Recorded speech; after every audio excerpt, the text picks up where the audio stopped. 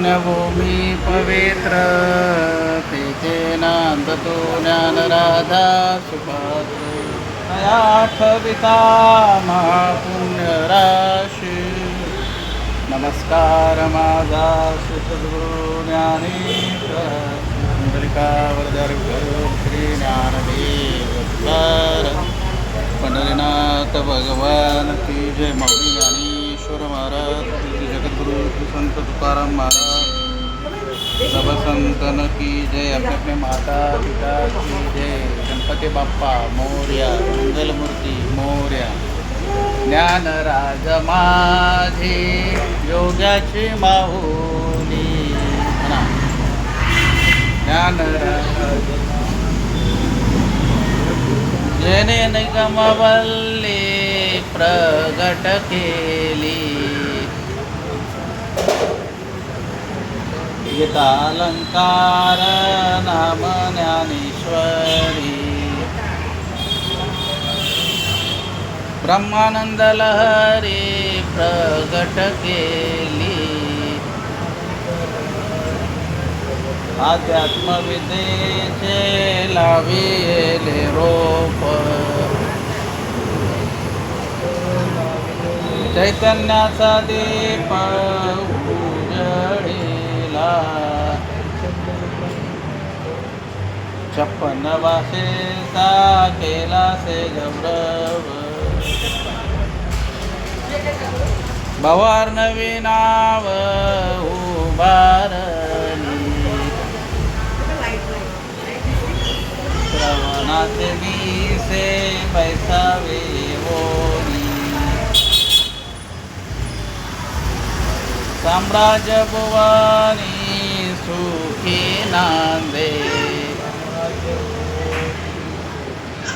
नामा मने ग्रंथ श्रेष्ठ ज्ञानदेवी. एकतरी ओवी अनुभवावी. गीतालंकार नाम ज्ञानेश्वरी. ब्रह्मानंद लहरी प्रगट केली.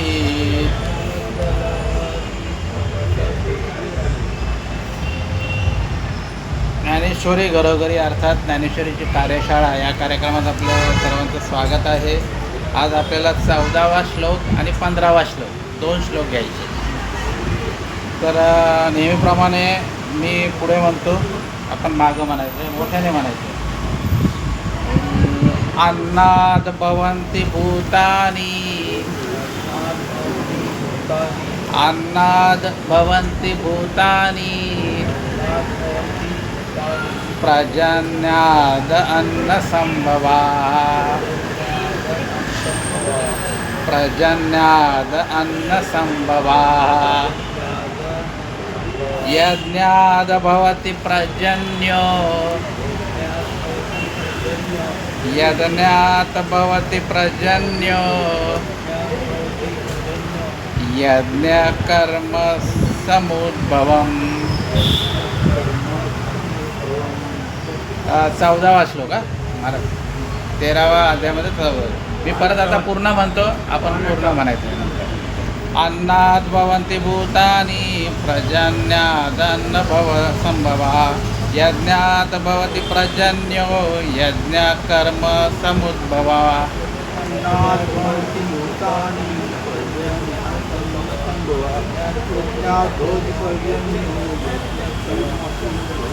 आता 15वा श्लोक बोलतो, तो म्हणायचा आपण. कर्म ब्रह्मोद भवौ विद्धि म्हणा. ब्रह्माक्षर समुद्भवम्.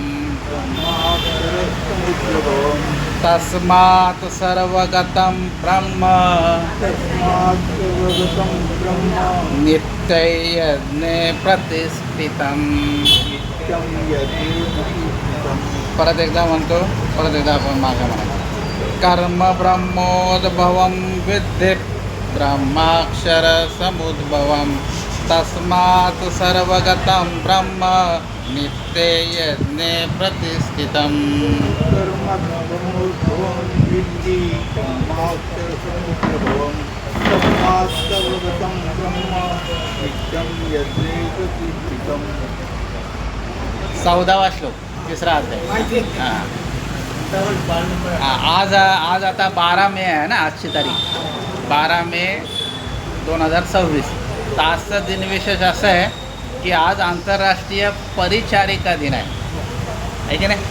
आणि त्याच्यानंतर जे कृष्णमूर्ती म्हणून एक तत्त्वज्ञ होऊन गेले भारतामध्ये, त्यांचा जन्मदिवस आहे. असे हे 2 विशेष आहे. आता ह्या श्लोकामध्ये भगवंत आपल्याला जीवनाचं चक्र सांगतात, जीवन कसं तयार झालेलं आहे. आणि ह्या चक्रामध्ये आपण आपला सहभाग पाहिजे. आपला रोल जो आहे तो ह्या चक्रामध्ये पाहिजे. आता हे चक्र कसं काय आहे तर बघा. आता पहिल्यांदा काय आहे, भगवंत काय म्हणतात, अन्नाद भवन्ति भूतानी. म्हणजे सर्व प्राणी हे अन्नापासून तयार होतात. कशापासून तयार होतात?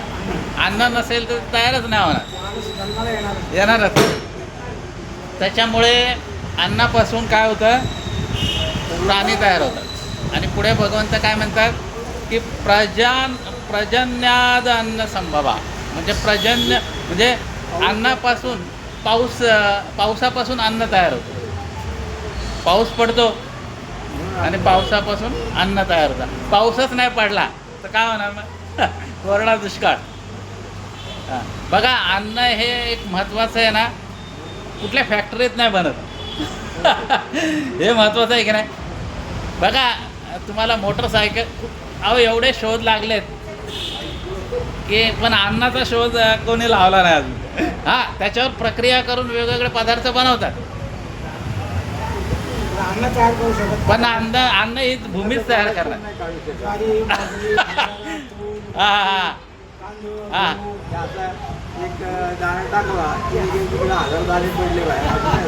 म्हणजे हे सृष्टीची कमाल आहे की नाही, आहे की नाही.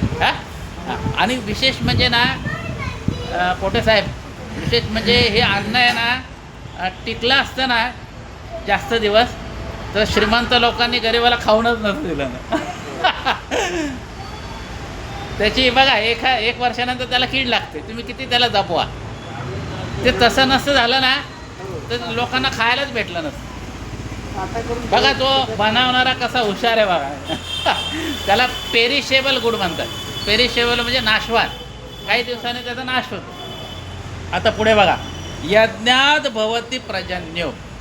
म्हणजे यज्ञामुळे पाऊस पडतो. आणि काय होतं, यज्ञ कर्म समुद्भवम. आणि यज्ञाची निर्मिती कर्मातून होते. म्हणजे एक अशी साखळी आहे. काय साखळी आहे? पहिल्यांदी साखळी अशी आहे, जीवन प्रवाहाचा.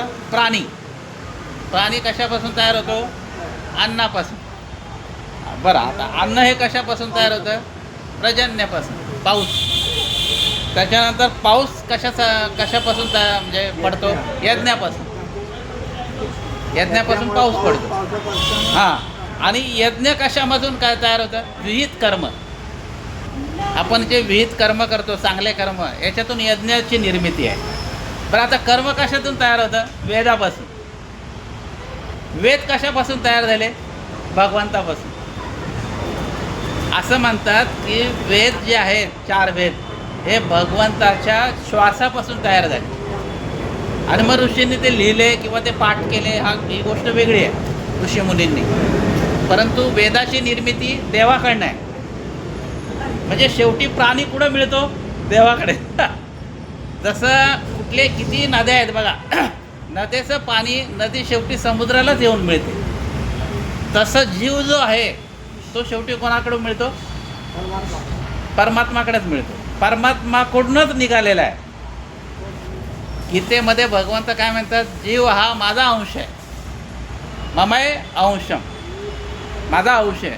आणि तो अंश कुठे मिळतो? मग बघा, जिथून निर्मिती होते ना तिथंच परत माणूस जातो, आहे की नाही. म्हणजे तर ते हे एक जीवनचक्र आहे. कळलं ना? हे जीवनचक्र. आता त्याच्या पुढचा श्लोक आपण बघू आणि मग नंतर दोघं आपण त्याचं म्हणजे स्पष्टीकरण करू. बघा, आता दुसरा काय आहे? जो 15वा श्लोक आहे ना, कर्माची निर्मिती कशी होते भगवंता म्हणतात. कशी होते बघा आता. कर्म ब्रह्मोद भव विद्दीप, म्हणजे कर्म हे वेदापासून तयार झालेलं आहे. कर्म कशापासून तयार झालं? वेदापासून. बरं, आता पुढे काय म्हणतात?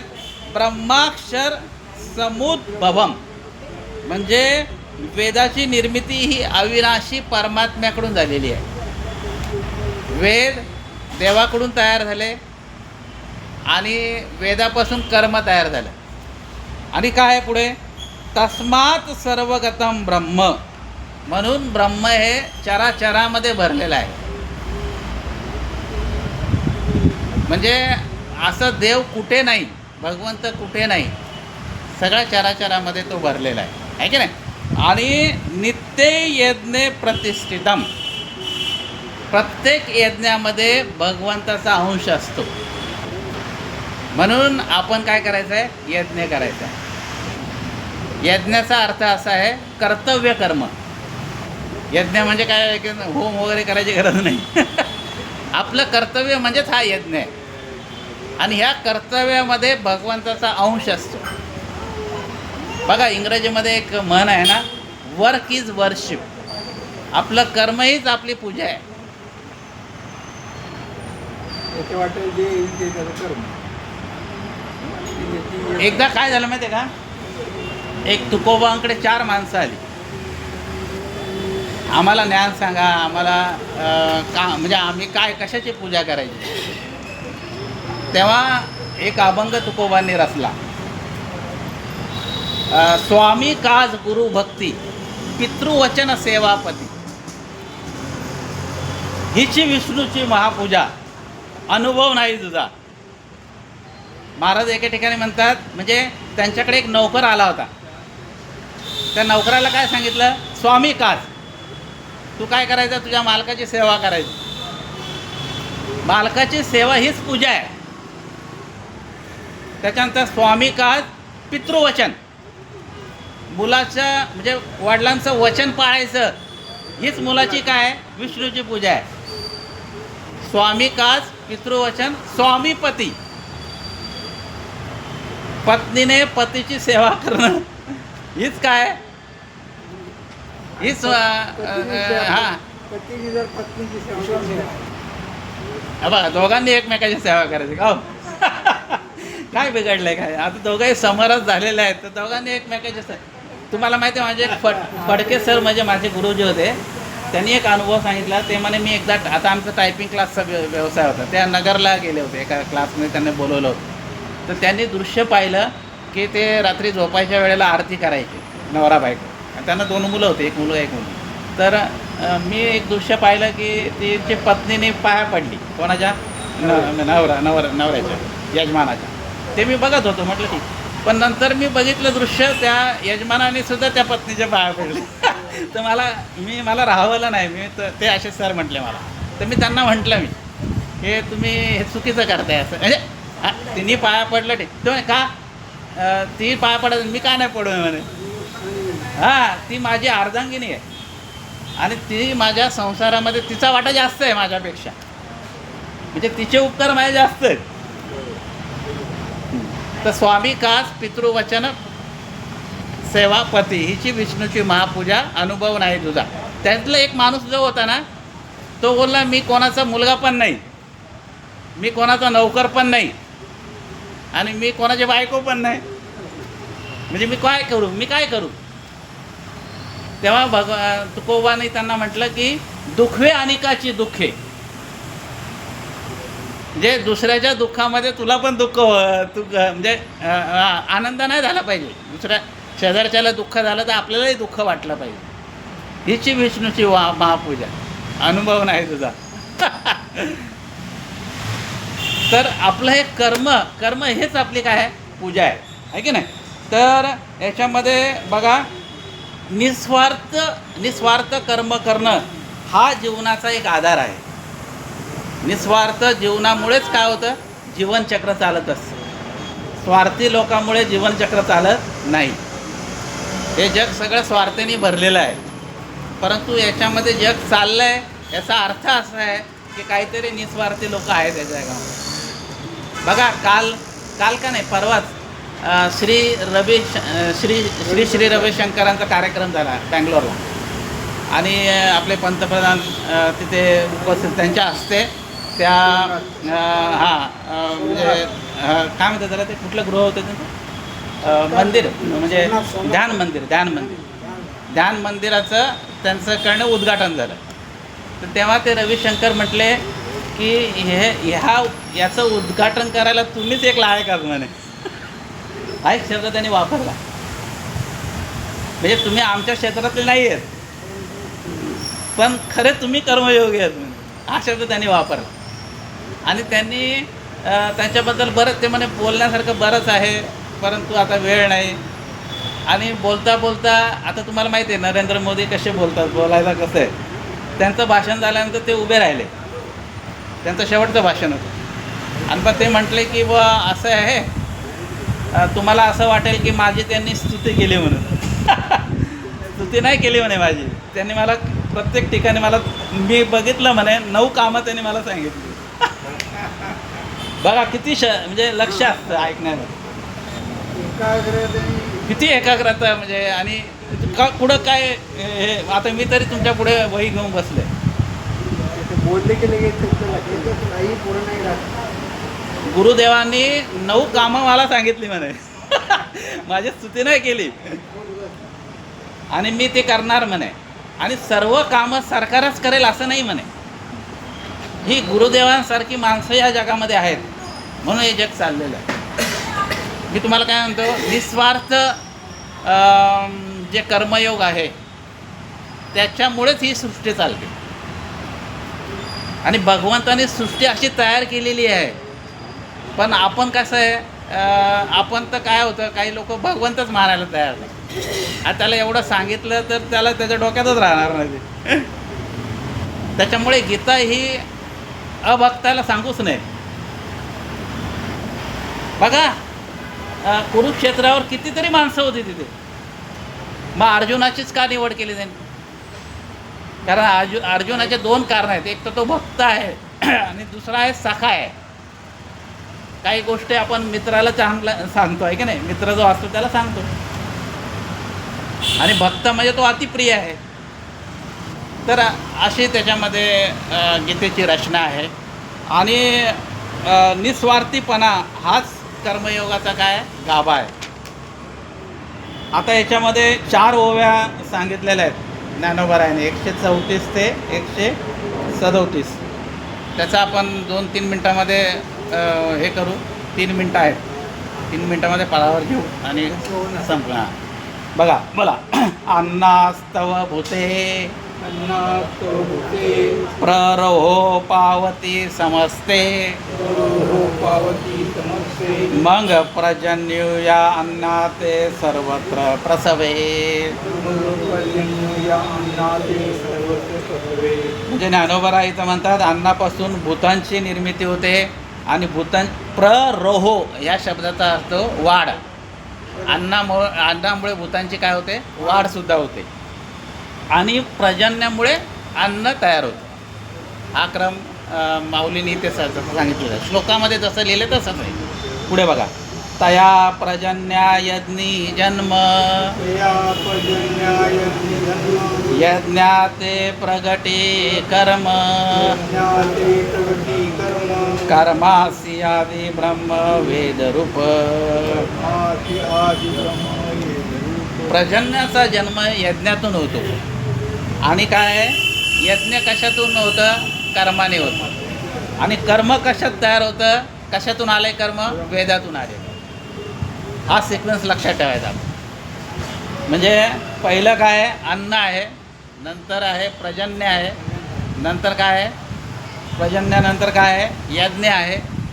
यज्ञानंतर कर्म आहे. आणि कर्मानंतर वेद आहे. आणि वेदानंतर परमात्मा आहे की नाही? असं एक सृष्टीचं चक्र आहे. पुढे बघा. मग वेदाते परात्पर प्रसवते अक्षर मनोनी हे चराचर ब्रह्मबद्ध ज्ञानोबा असं म्हणतात की ब्रह्म हे वेदाला तयार करते आणि म्हणून चराचरित सृष्टीमध्ये ब्रह्म साठवलेला आहे. आपण असं म्हणतो की भगवंत हा चराचरामध्ये भरलेला आहे, रीता ठाव नाही उरला, पण त्याचा आपल्याला अनुभव नाहीत. आपण म्हणतो पण अनुभव कधी येईल? तुम्ही समरस झाल्याशिवाय येणार नाही. भगवंताची तुम्ही जेव्हा भक्ती कराल तेव्हा त्याचा अनुभव आपल्याला येईल. पुढचं बघा. परिकर्माची मूर्ती कर्माची मूर्ती यज्ञी अधिवासु श्रुती यज्ञी अधिवासु श्रुती ऐके सुभद्रापती अखंडगा. ऐके सुभद्रापती अखंडगा. अरे अर्जुना, कर्माचीच मूर्ती भगवंत आहे आणि यज्ञामध्ये भगवंताचा वास असतो. म्हणून आपण कर्तव्य कर्म म्हणजेच यज्ञ प्रत्येकाने करायला पाहिजे. कर्तव्य यज्ञ केला म्हणजेच भगवंताची तुम्ही काय केली पूजा केली, अशा आशयाचा अर्थ आहे. आणि आता उद्याचा जो श्लोक आहे तो 16वा आहे आणि याच्यामध्ये सृष्टीचक्राला जो अनुसरून वागत नाही त्याचा परिणाम काय होतो हे पुढच्या श्लोकामध्ये भगवंत आपल्याला सांगतात. ठीक आहे. कुंडलिका वरदे विठ्ठल श्री ज्ञानदेव तुकार पंढरीनाथ भगवान माऊली ज्ञानेश्वर महाराज जगद्गुरु श्री संत तुकाराम महाराज सब संतन की अपने माता पिता गणपती बाप्पा मोरया मंगलमूर्ती मोरया.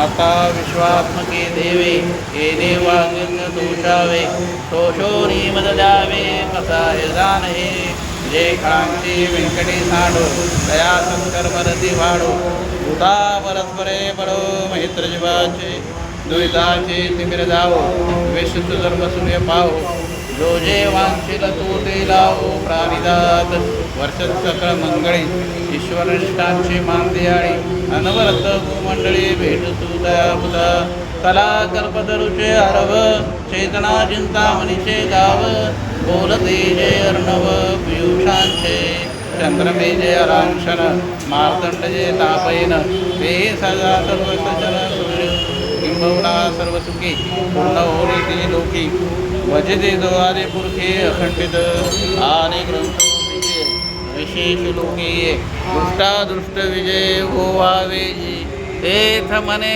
श्री विश्वेश्वराहो हा होईल दान पसाहो येणे वरे ज्ञान देवो सुखिया झाला येणे वरे ज्ञान देवो सुखिया येणे वरे ज्ञान देव.